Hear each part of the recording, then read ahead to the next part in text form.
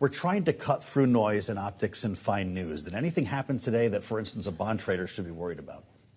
Well, I think there were reasons to take some of the worst outcomes, at least in the near term, off the table. So that was reassuring.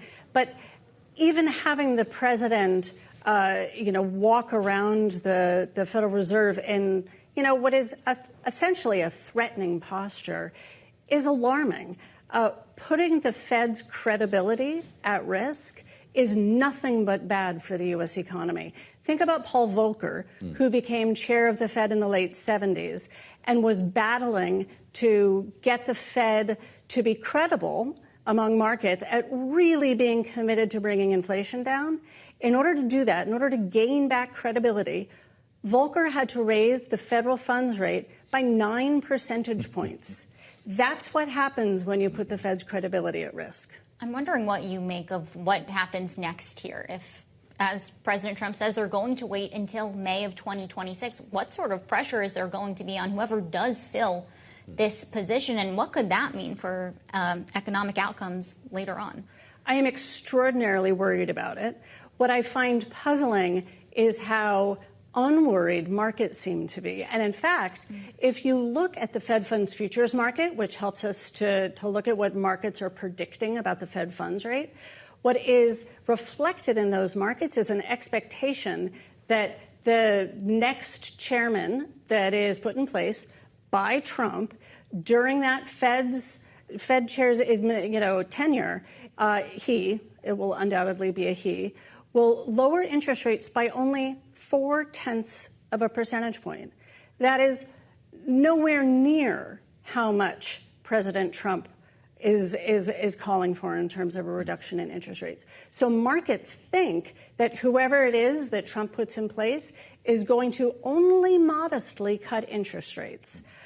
I am worried that the markets are wrong, and whoever Trump puts in will actually have to do a lot more to fulfill whatever promises he had to make to get that job. Trump wants 300 basis points, he says. So is that image today of Donald Trump and Jay Powell together, surrounded by plywood, a more menacing Trump, I think was the word that you used. Is that the vision? Is that what the end of Fed independence looks like? Oh, I think we are taking more incremental steps there. I mean, the loss of Fed independence, it looks like Trump changing his mind and posting on Truth Social, Powell, I've had it, you're fired. It is, Trump actually attempting to fire Powell for trumped up, fraud charges. These are incremental baby steps. We are, being boiled slowly. You have a really interesting perspective here, and I want to ask you about some of our reporting from Bloomberg earlier today that an investment firm headed by a supporter of President Trump has actually sued Powell and other Fed officials demanding public access to FOMC meetings. This is James Fishback of Azoria Capital. Can you just put into context for us at the moment, how transparent is this Fed? I am mystified by this. This is a more transparent Fed than we've had, as long as I've been paying attention. Just in the last month, 7 Fed officials have made speeches. In June, they released minutes, we have the minutes from the June meeting. Powell testified. Powell gave a press conference. We are awash in information about why the Fed is doing what it's doing and where the areas of disagreement are. I am mystified. Are we in a world where the Fed could be too transparent? That's certainly an argument. There is debate. Yeah. There's a debate that you don't actually, that if you get too much information, it's actually difficult to parse. The Fed speak becomes deafening. Absolutely. But of all of the things to ding this Fed for, a lack of transparency is not one of them. Fair enough. I'm wondering what you make of how perhaps the legal barriers here have come in to this rhetoric, this pressure campaign, because there is a very high legal bar. There are protections around Fed officials that were actually bolstered earlier this year by the Supreme Court, right? I think those are actually way less important than the public conversation seems to give them credit for.